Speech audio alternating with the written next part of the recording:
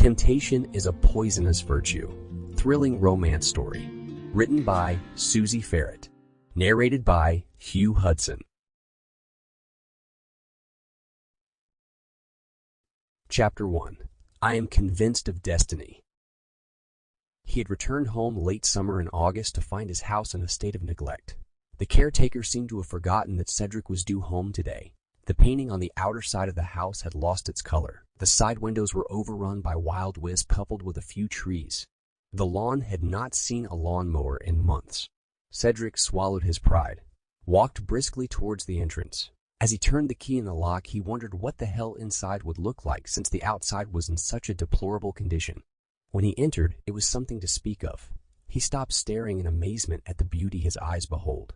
From a short distance off, he could smell the sweet aroma of good old-time cooking. This moment awakened memories that were once sleeping. Seconds later, a voice echoed throughout the hallway with great delight. "Welcome home, Mr. Sedrick. So glad to have you back." "Happy to be home, Mr. Stinger," he replied. Sedrick watched closely as Mr. Stinger leaned across from the stove and looked him over before he said, "My, oh my, you have grown into a handsome young man. Your parents would be proud to see you now." He then added, "I bet they must be turning in their graves right now." "Do you really believe that, sir?" Sedrick asked. "I sure do, boy. I believe with all my heart that they are smiling at you right now." Mr. Stinger gave him a big hug before they sat down for dinner. It was more than enjoyable as they chatted and laughed at the memories of the good old days.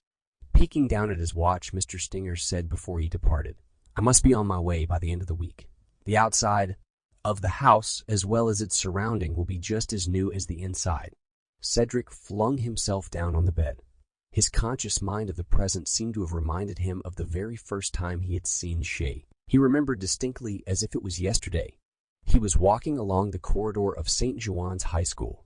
There in front of him stood the most attractive girl he had ever seen.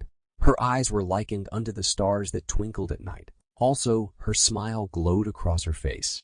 He was so captivated by her that he swore there and then that she would be the girl for him.